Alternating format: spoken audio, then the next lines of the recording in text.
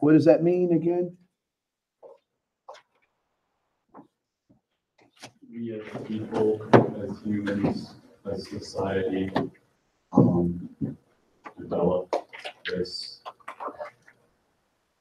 idea and have passed it down. Okay, so this idea that it's a social construct, and I would say that that is that's a great place to start. But what we also know,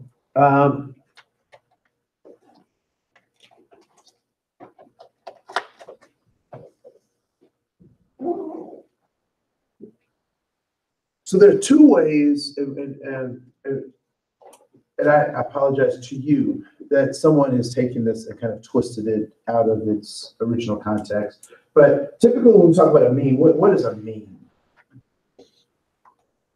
In social media context, what is a meme?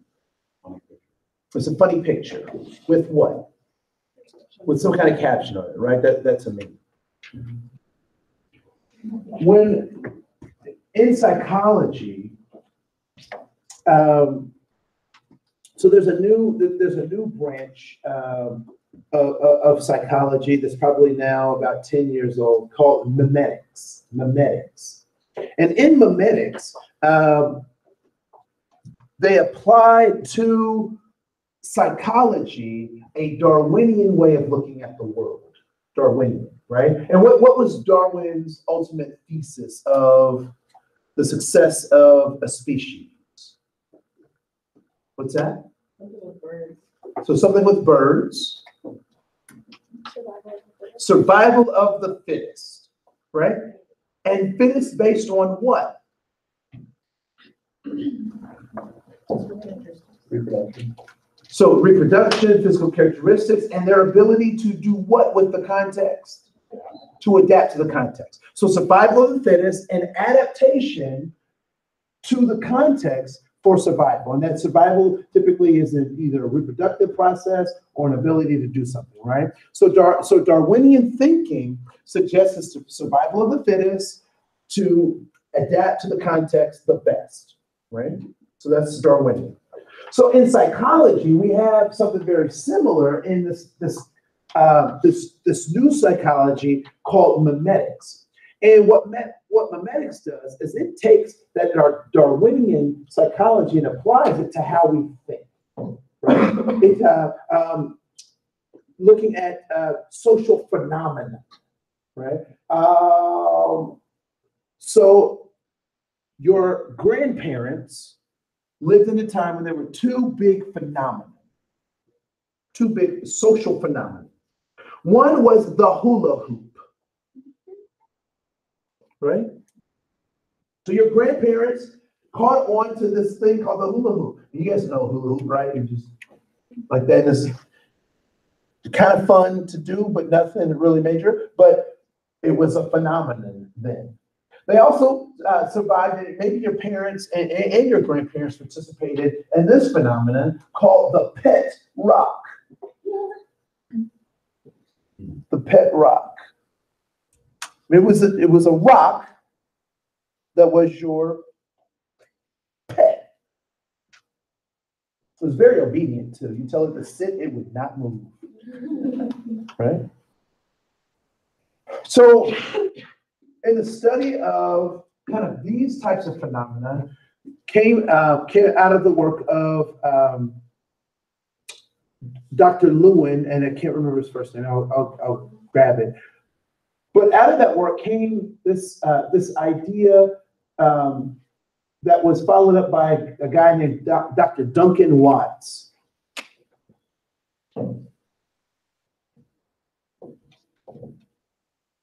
And his work is built on Dr. Lewin, Kurt Lewin. There it is.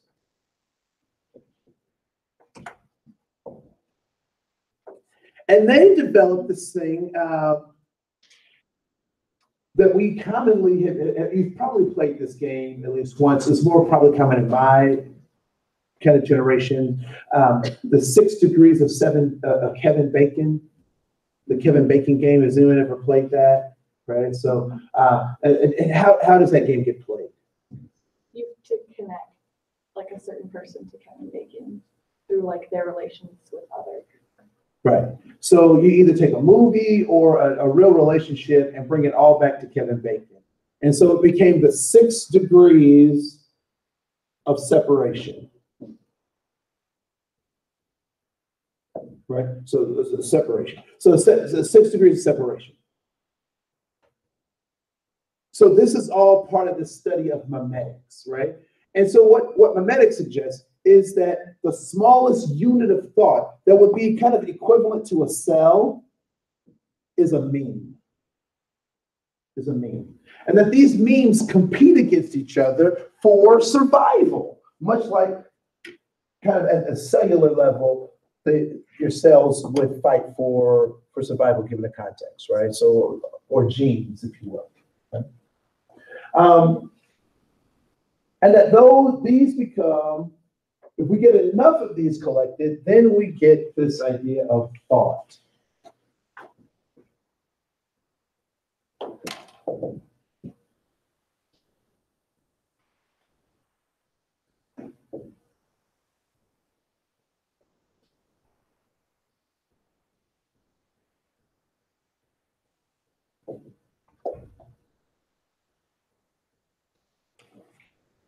And so memes are the basis of thoughts.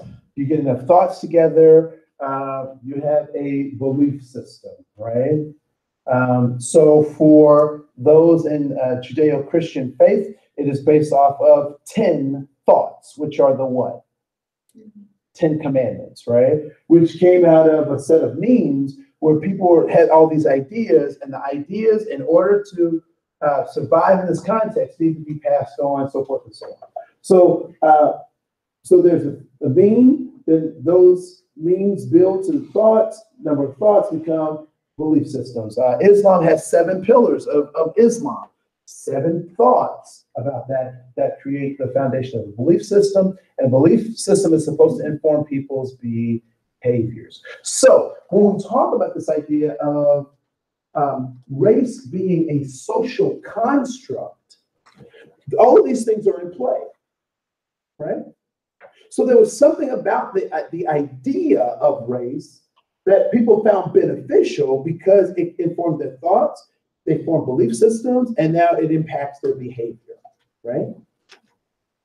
So here is the part that is inadequate about race being just a social construct.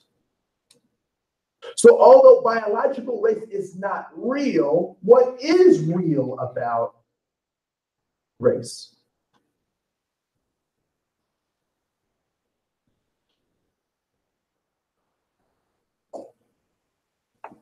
What is real about it?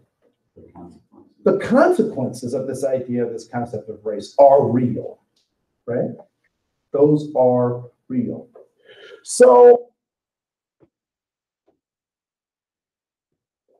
race is more than just a social construct, because this is the social construct aspect of it, right?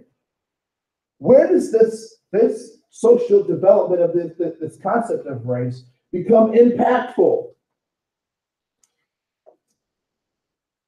When it really impacts people's behavior or their ability to do things, right? So race is not only just a social construct, it is also a governmental tool. It's a governmental tool. Now, that might sound a little conspiratory, right? Or clandestine, or that I'm saying something that might be found on one of those random YouTube channels, right? But this is what I'd like to offer you. I've hinted at this before in a couple of our class discussions. So here is the social part of that, right? That social concept, that it is beneficial. People having to a racialized society benefits people psychologically in some ways, that they keep perpetuating that because they find it useful in some ways. But I would also offer, again, that that race is a governmental tool. It's a governmental tool. And here is my, here's where I've kind of come to understand that, right? So there's there's Iceland. This is roughly Greenland. We got little North America right here. We got Mexico. We have South America right there. And we got Africa right here. Europe. There's Italy.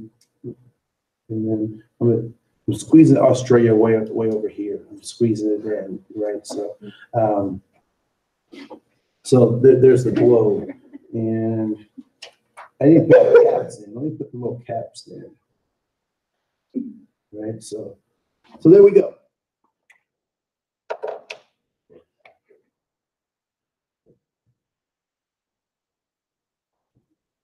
So here's how I came to understand that race is not just a social construct, but that it's actually a governmental tool, right? So F-150, Ford F-150 is a truck. And we talked a little bit about who drives that truck and that kind of stuff. So if I have this Ford F-150 and I'm in Minnesota, it's a Ford F-150, is that true? It would be a Ford F-150 if it was in Minnesota. Is that true? Yes. If I drove it to California, would it still be a Ford F-150?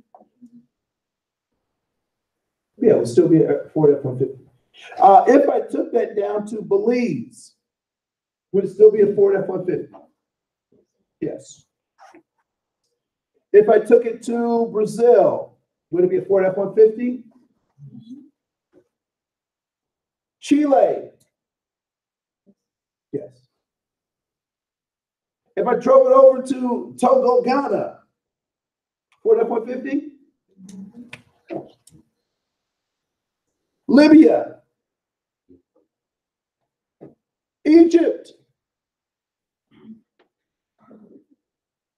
Drove it up to Europe. Go to Norway, Sweden, China, Australia. All the way back. Is it a Ford F-150? Yes. Why? It didn't change it at all. It didn't change it at all, right? It was created a specific, and now by this time I've probably changed tires. I may have to augment some things to it, right? But for all intents and purposes, it's the same Ford F-150 as when I took it, because it was created to be a Ford F-150.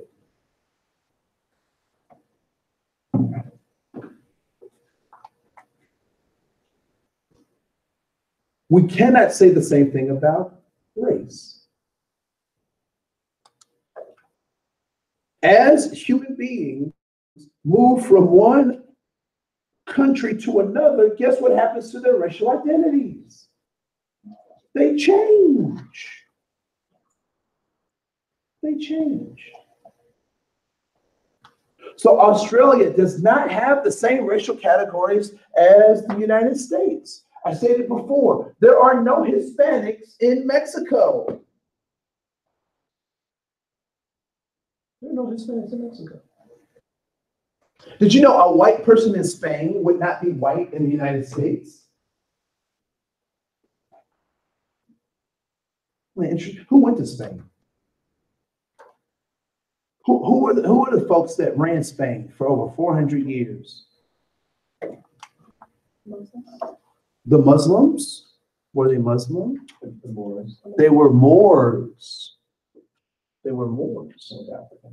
And the Moors were African. Some of them were Muslim, right? But the Moors left more than artifacts. If you're in a country for 400 years, are you leaving more than just statues and pots? What else do they leave? Culture, Buildings, what else? Genetic markers. They left genetic markers, right? Anyone familiar with Hannibal? Hannibal, not Lecter. I'm not Clarice. Not that one, right? What did Hannibal do? Invaded Europe. He invaded Europe from the Europeans' perspective. From Hannibal's perspective, he conquered Europe, right? Right, and how did he do it? Elephants. Yeah, you know you're a bad cat. You romping. Everybody else is on horses, and you got elephants. Right? Yeah, no, he just went all the way up. He left more than elephant dung in Europe. Right? So we talk about this idea of this pure race concept. It doesn't exist because biologically we don't have that. But secondarily, that as different countries define race very differently. Very differently. As an example, and the funny thing is, even in our census, in the US Census, we've had different categories for so-called races, right? I mean, look at my own race as an example. There was a time when folks were Negroes, and then they were blacks, and now they're African Americans in the census, right? So we must recognize that another thing that we have to recognize with the race being a social construct is that what is the passive voice? Anyone ever heard of that concept, passive voice? What is passive voice?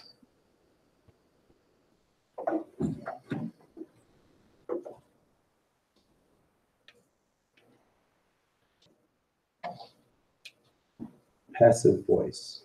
Somebody said they've heard of it. So what do you know about passive voice?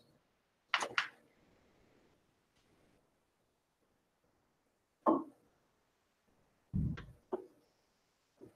couple of examples. And you'll see these in the news a lot, right? A woman was mugged. Mistakes were made.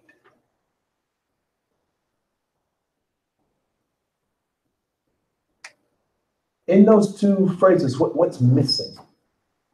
By who? By who? The subject. The subject, the actor, right?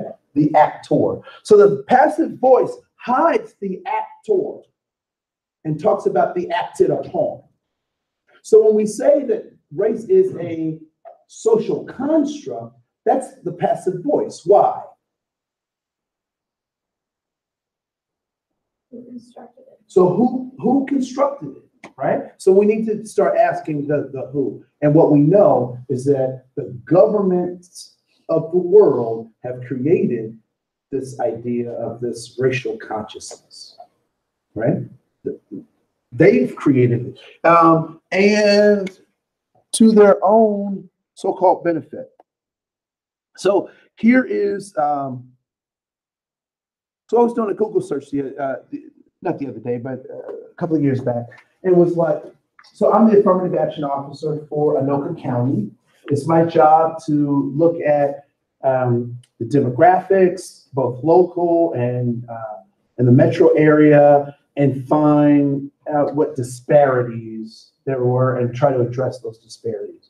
And what is a disparity? Have you heard that word before?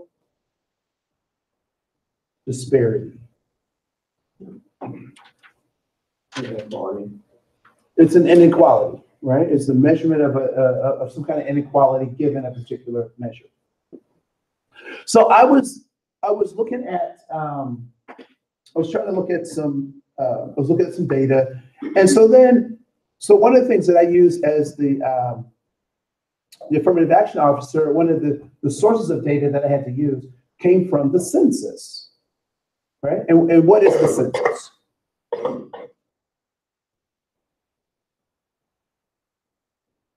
Has anyone participated in the census? Like the tallying of how many people are in a certain area, what type of people. Yeah, it's the tallying of the type of people. And where does that come from? Where does the mandate come from in the United States for us to do a census? So we do it every 10 years, but why? What mandates that? Why do we have to do it? What in the government tells us to do it? What empowers the Census Bureau to have to do it, to mandate that we do it? The Constitution of the United States. It's in the Constitution that we have this accounting every 10 years. It's in the Constitution, right? So even if people didn't want to do it or say it was dumb, we can't because it's in the Constitution, right? So I find that interesting that we have to do these. We have to do this every 10 years, and there are categories that are associated with that. So where in the government do you think racial categories exist? Or how have we come to these racial categories? Because you and I didn't vote on the racial categories that we have, did you? Our parents didn't vote, our grandparents didn't vote. So where do you think these things might reside in our government? Where do we get those?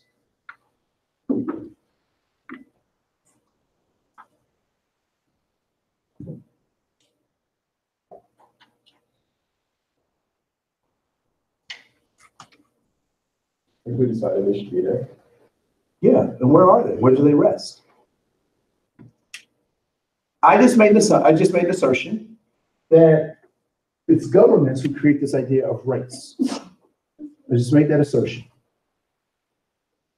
If that assertion, if it's wrong, then you don't have to worry about it. But if it's right, where do you think the idea of these racial characterizations rest? What's that? In the government. So where in the government? What do you think? Because there are lots of departments, right? Would it be the Department of Justice? Would it be the Department of Human Services? Would it be probably all of them? Like, because they put out a mandate, and then it goes into not necessarily law, but regulation that can only be amended so often. Okay. So possibly all of those. Right? Cool. So you ever fill out a job application and they ask about your race and identity and all that kind of stuff? Yeah, right? Have you ever not filled it out? Like you said, I'm not gonna answer that question. I'm not gonna play that game, right? Anybody ever done that? Okay, cool. So I will just tell you that is fruitless to do that. Because you know it's really weird? Because even if you don't fill it out, if you get hired, somebody like me gets paid to fill it out for you. So now I got to walk around and go, oh yeah, they look like they're native and Chinese mixed. I arbitrarily make that decision, right? So interesting. So this is one of the things I thought was interesting, because I went to the census.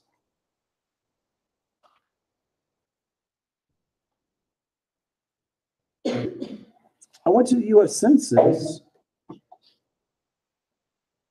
because I was curious. Because the U.S. Census operates under bureaus, right? So nobody operates on their own. They all operate under bureaus. And the census is the tallying of the people in the United States, right? I thought that it would be under like the Department of Human Services or the Department of Justice, right? Because that's what we're looking for. But the census itself is not under the Department of Justice. It is not under the Department of Human Services or things dealing with human beings. Can you see on this front page in plain letters who runs the census? The Department of Commerce. So they break us up into these racial categories that we have to answer under a department called Commerce. Which means what? What does the Department of Commerce have to deal with?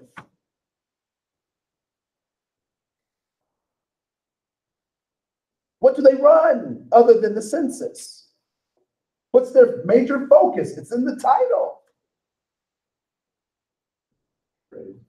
Trade and money. So if we have to fill out a census that is about our racial categorization, and it's run by the Department of Commerce, what does that suggest to us?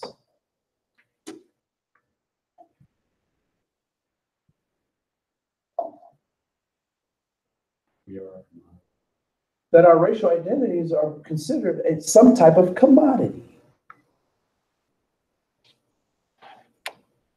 The race is about the commoditization of human beings. It's run by the Department of Commerce. They deal with money and commodities.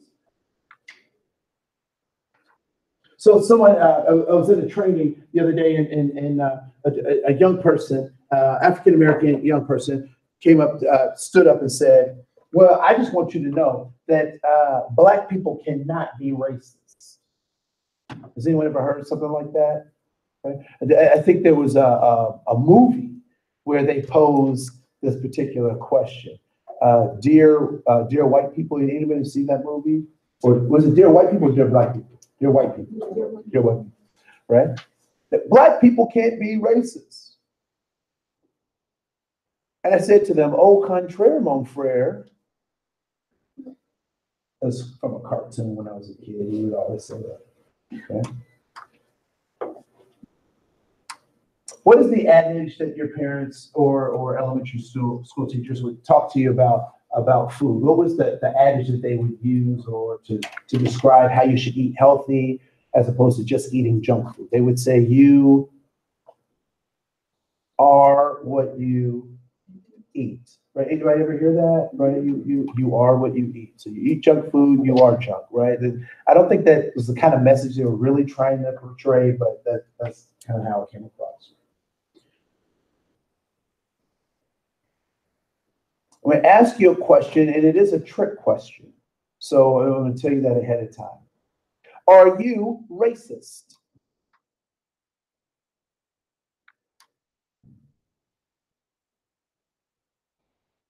Now, the trick is in the question that I just gave before, right? You are what you eat, right? So are you racist? Okay, I'll ask it a different kind of way. Are you a capitalist? Are you a capitalist? What does it mean to be a capitalist? You buy and sell things using goods and services or money. You use money. If you're a capitalist, right? You're a capitalist. And why do we use money? So say I don't want to be a capitalist, but if I use money, that makes me a capitalist. Why? Because you're using capital. Because I'm using capital in what context? To get things in what context? In a capitalistic context. So context, again, is everything, right? So I'm in a capitalistic context. The only way that I can get my goods and services is by using the currency of that context, right? So I have to use dollars because I'm in the United States capitalist system. So even if I don't want to be a capitalist, to get my goods and services met, I have to use money, which makes me a what? It makes me a capitalist. I'm participating in a capitalist society. So this, I like to kind of give you this to kind of capstone this particular piece, because you're going to see it come back again through a number of other spaces. Is the American society racialized? Yes. Yes. Do you have a race? Do you have a so-called race? That's either you either ascribe to or has been assigned to you in this particular context? Yes. What's the next logical step in that progression? What does it suggest? So if you're in a racialized context, you are assigned a race, or you ascribe to a race, then that in fact makes you what? Racist. I think it's racialized, not necessarily racist. We can racialize ourselves. And Yes, you can be racialized yourself, but I would say more. Well, I mean, if we live in a racialized country, the next step would be we ourselves are racialized. Yes. Not we are racist. What's the activity? That'd be prejudice. I would suggest prejudice is something else, and we'll talk about that too. So I would argue that the next step is that in a capitalist system, when you buy and sell, you're a capitalist. And that's the basis of this round of logic. Because if we don't understand that part, that we operate in a racist society and that our participation is also racist. Okay, well, let me back up. What's the hesitation people might have to a suggestion that they're racist? Yes. Well, I think going back to what you say is that context is everything, and that being described as racist is that you are prejudiced and you treat people unequally based on their race.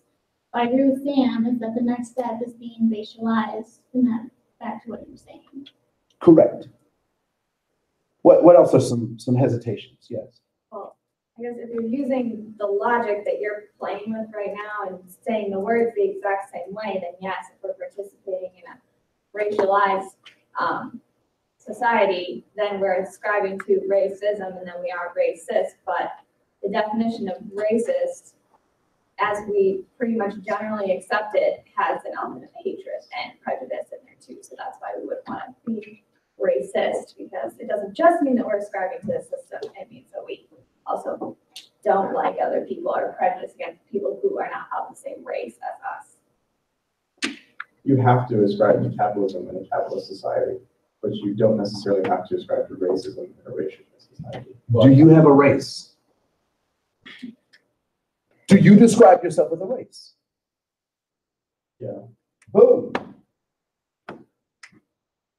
So I am a horrible capitalist, but I operate in a capitalist system. Whether I want to be a capitalist or not, I have to interact with the capitalist system using the tools of that particular system. Right? Go ahead. So being a white person, I experience the world differently than someone who is not a white person. And that's because of our racialized society. And because I participate in that racialized society, that makes me a racist, right? Correct. Okay. Just making sure I follow. I started the conversation saying, go ahead.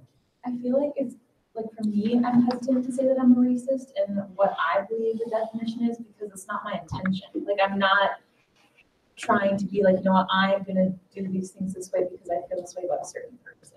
Yep. So I feel like intention is a big piece of that.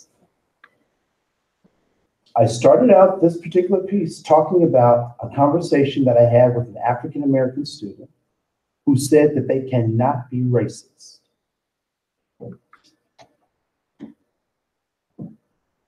The position that I just laid out for you would suggest what about that student saying that he cannot be racist?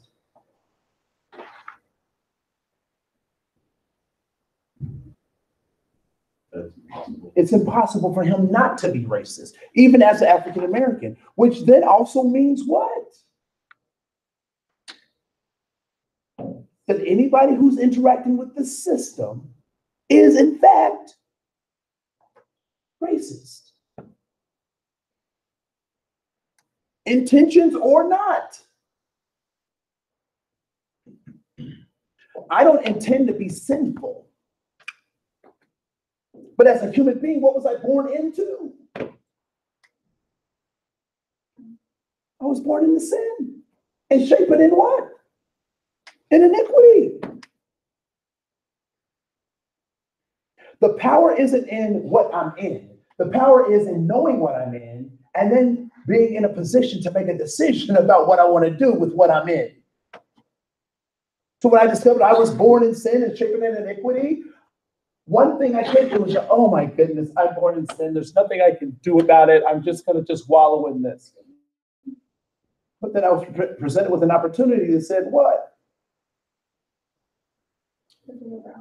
There's another option. I don't have to keep wallowing in sin. So if I'm in a racist society and I am racist, I'd like to present you with another opportunity. That you don't have to continue to be in that state.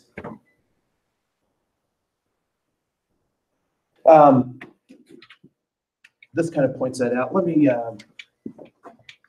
go to another video. Anybody familiar with John Green? So he's right now he's a young adult writer. The winning play will be called. And will lose their voice. And the new kings of college football will become champions. Allowed to pass within limits. So this is just a 12-minute video. And actually this will kind of take us out, right? So this idea of being in a system, we are all participating. And intention has little to do with the system that we're in, but it is our personal conviction where our intentions start to play. We'll talk more about that tomorrow. Content, I didn't get to culture or power because I got on a ramble, but we'll get through that. John Green points out something very important. And it's funny because you'll hear people talk about, particularly around political stuff, that it's the Republican Party that used to be good for Black people because and then the Democrats were bad, and now the Democrats are good, and the Republicans are bad, so forth and so on, or whatever, right? And so he talks a little bit about the structure by which we get this kind of racialized society. Right, by which we get this racialized society. And Crash Course is great. It's short stuff. And I love John Green. I would love to meet him at some point, but John Green, we'll go for it. U.S. history and huzzah! The Civil War is over. The slaves are free. Huzzah! That would hit me in the head. It's a dangerous Crash Course. So when you say don't aim at a person, that includes myself? The roller coaster only goes up from here, my friends. Huzzah! Mr. Reed, what about the epic failure of Reconstruction? Oh, right. Stupid Reconstruction always ruining everything.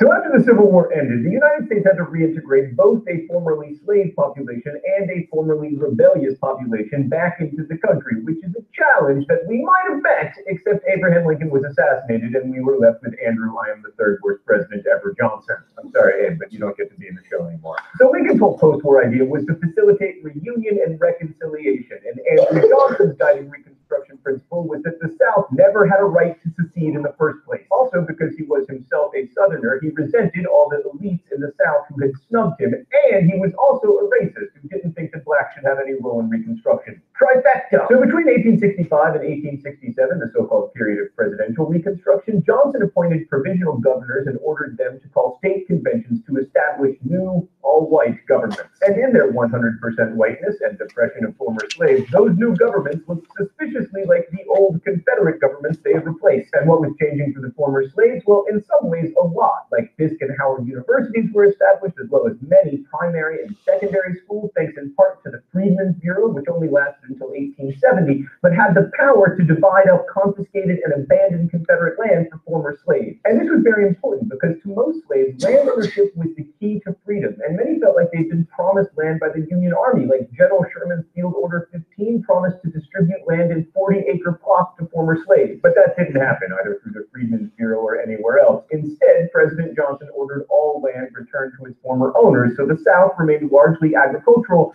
with the same people owning the same land, and in the end, we ended up with sharecropping. Let's go to the thought bubble. The system of sharecropping replaced slavery in many places throughout the South. Landowners would provide housing to the sharecroppers. No, thought bubble, not quite that nice. There you go. Also tools and seed, and then the sharecroppers received, get this, a share of their crop, usually between a third and a half, with the price for that harvest often set by the landowner. Free blacks got to control their work, and plantation owners got a steady workforce that couldn't easily leave because they had little opportunity to save money and make the big capital investments in like land or tools. By the late 1860s, poor white farmers were sharecropping as well. In fact, by the Great Depression, most sharecroppers were white. And while sharecropping certainly wasn't slavery, it did result in a quasi-serfdom that tied workers to land they didn't own, more or less the opposite of Jefferson's idea of the small independent farmer. So the Republicans in Congress weren't happy that this Reconstructed South looked so much like the pre-Civil War South, so they took the lead in Reconstruction after 1867. Radical Republicans felt the war had been fought for equal rights and wanted to see the powers of the national government expanded. They were as radical as Thaddeus Tommy Lee Jones Stevens, who wanted to take away land from the Southern planters and give it to the former slaves. But rank and file Republicans were radical enough to pass the Civil Rights Bill, which defined persons born in the United States as citizens and established nationwide equality before the law, regardless of race. Andrew Johnson immediately vetoed the law, claiming that trying to protect the rights of African Americans amounted to discrimination against white people, which so infuriated Republicans that Congress did something it had never done before in all of American history. They overrode the presidential veto with a 2/3 majority, and the Civil Rights Act became law. So then Congress really had its dander up and decided to amend the Constitution with the 14th Amendment, which defines citizenship, guarantees equal protection, and extends the rights in the Bill of Rights to all the states. Sort of. The amendment had almost no Democratic support, but it also didn't need any because there were almost no Democrats in Congress on account of how Congress had refused to seat the representatives from the new all-white governments that Johnson supported. And that's how we got the 14th Amendment, arguably the most important in the whole Constitution. Thanks, Dr. Oh, straight to the mystery documents in there? All right. The rules here are simple. I guess the author of the mystery document and try not to get shocked. All right, let's see what we got today. Section 1, be it ordained by the police jury of the parish of St. Landry that no Negro shall be allowed to pass within limits of said parish without special permit in writing from his employer. Section 4, every Negro is required to be in the regular service of some white person or former owner who shall be held responsible for the conduct of said Negro. Section 6, no Negro shall be permitted to preach, exhort, or otherwise declaim to congregations of colored people without a special permission in writing from the president of the police jury. Geez, Stan, I wonder if the president of the police jury was white. I actually know this one. It is a black code, which was basically legal codes where they just replaced the word slave with the word Negro. And this code shows just how unwilling white governments were to ensure the rights of new free citizens. I would celebrate not getting shocked, but now I am depressed. So, okay, in 1867, again over Johnson's veto, Congress passed the Reconstruction Act, which divided the South into 5 military districts and required each state to create a new government, one that included participation of black men. Those new governments had to ratify the 14th Amendment if they wanted to get back into the Union.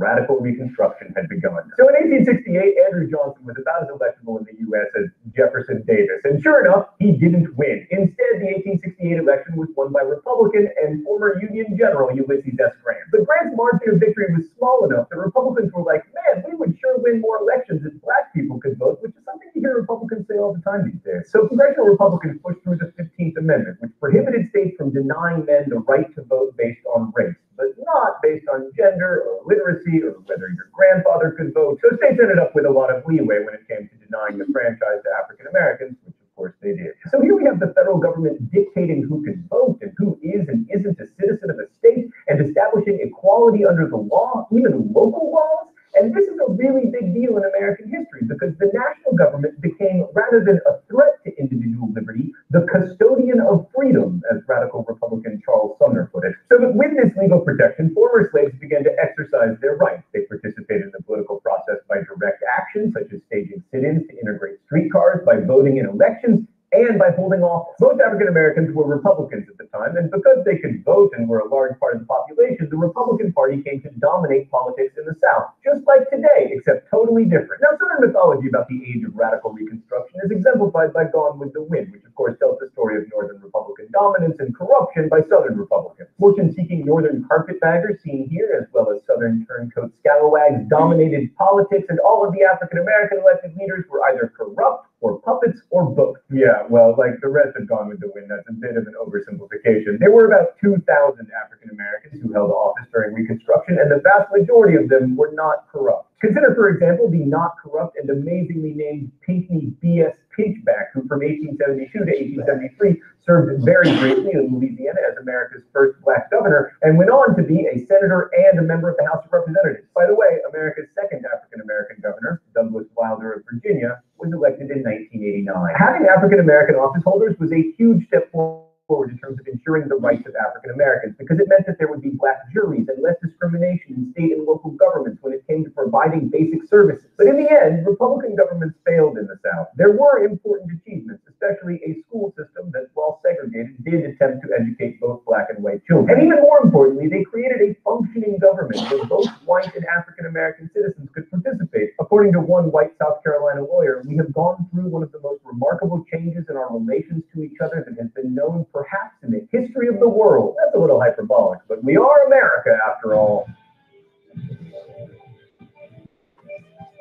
It's true that corruption was widespread, but it was in the North too. I mean, we're talking about governments. And that's not why Reconstruction really ended. It ended because, one, things like schools and road repair cost money, which meant taxes, which made Republican governments very unpopular because Americans hate taxes. And two, white Southerners could not accept African Americans exercising basic civil rights, holding office, or voting. And for many, the best way to return things to the way they were before Reconstruction was through violence. Especially after 1867, much of the violence directed toward African Americans in the South was politically motivated. The Ku Klux Klan was founded in 1866, and it quickly became a terrorist organization targeting Republicans, both black and white, beating and murdering men and women in order to intimidate them and keep them from voting. The worst act of violence was probably the massacre at Colfax, Louisiana, where hundreds of former slaves were murdered. And between intimidation and emerging discriminatory voting laws, fewer black men voted, which allowed white Democrats to take control of state governments in the South and returned white Democratic congressional delegations to Washington. These white Southern politicians called themselves redeemers because they claimed to have redeemed the South from Northern Republican corruption and black rule. Now, it's likely that the South would have fallen back into Democratic hands eventually, but the process was aided by Northern Republicans losing interest in Reconstruction. In 1873, the U.S. fell into yet another not quite great economic depression, and Northerners lost the stomach to fight for the rights of black people in the South, which, in addition to being hard, was expensive. So by 1876, the supporters of Reconstruction were in full retreat, and the Democrats were resurgent, especially in the South. And this set up one of the most contentious elections in American history. The Democrats nominated New York governor and NYU law school graduate Samuel Tilden. The Republicans chose Ohio governor and Kenyon College alumnus Rutherford B. Hayes. One man who's gone to crash course writer Raoul Meyer's law school, and another who's gone to my college, Kenyon. Now, if this election had been based on facial hair, as elections should be, there would have been no controversy. But sadly, we have an electoral college here in the United States, and in 1876, there were disputed electoral votes in South Carolina, Louisiana,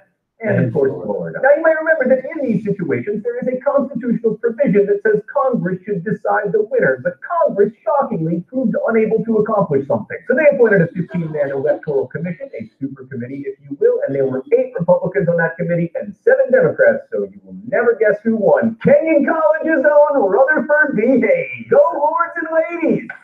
And yes, that is our mascot. Shut up. Anyway, in order to get the presidency and win the support of the super committee, Hayes's people agreed to cede control of the South to the Democrats and to stop stop meddling in Southern affairs and also to build a transcontinental railroad through Texas. This is called the Bargain of 1877 because historians are so good at naming things, and it basically killed Reconstruction. Without any more federal troops in southern states and with control of southern legislatures firmly in the hands of white Democrats, the states were free to go back to restricting the freedom of black people, which they did. Legislatures passed Jim Crow laws that limited African Americans' access to public accommodations and legal protections. States passed laws that took away black people's right to vote, and social and economic mobility among African Americans in the South declined precipitously. However, for a brief moment, the United States was more democratic than it had ever been before, and an entire segment of the population that had no impact on politics before was now allowed to participate. And for the freedmen who lived through it, that was a monumental change, and it would echo down to the civil rights movement in the 1950s and 1960s,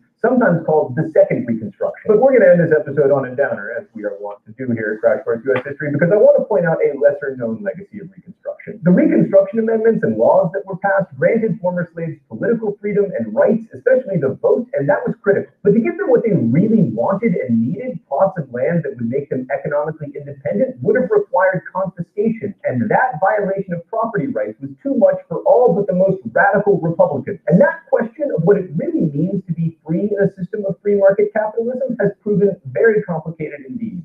I'll see you next week. Crash Course is produced and directed by Stan Muller. Our script supervisor is Meredith Danko. The associate producer is Danica. All right. I love John Green. Our context has been one around racialized identities, right? So it is not the environment that we're in, it's what we do while we're in that environment, right? Like sin, we all are racist because we're in a racist context. It's what we decide to do with that is important for us to recognize. In 1866, the 14th Amendment to the Constitution was ratified. In 1866, the Klan was established. Coincidence? I would say not, right? So, it's important for us to know what we're in so we know what we do. I think in Moana, they say it's important to know where you are so you know who you are. You guys remember that? When you teach them how to navigate? You guys got to get out and watch more of these kids' cartoons. This is great stuff. I'm Harley Quinn, and stuff like that. So, all right, I'll see you guys tomorrow. Have a great day. I'm Harley Quinn.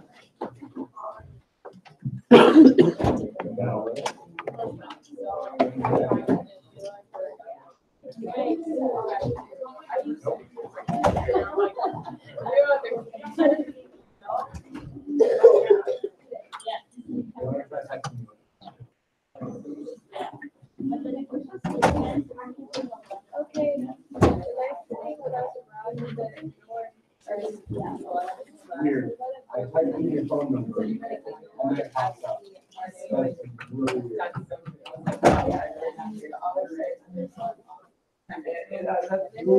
Hi. Okay, I emailed you about, I don't know if I yesterday, but like I don't know the guy who said, like I don't remember his name. Okay, I didn't know who to email. Yeah. So what's It's his hot. name? Okay. Okay, and also I'm gonna just say what I'm doing next. Yep. Because I don't think it's like approved or No, like but officially. it's approved because I said so. Or you did, but you Yeah. decided the system. Right, so just Okay. tell them what you're doing and that you want to be added to that. Okay. My service running, I might be like a little behind by the time like we end our classes or wait over J-term break because I would be like these people to be there for time that I could do that. Probably not only because I have to represent you. Okay. Your grades. Where do you look Well, I'm trying to get the like 25, but it's possible I could get like 20 instead, or like just get like a couple less. But We're in the pocket. okay, So it's a good pocket. okay.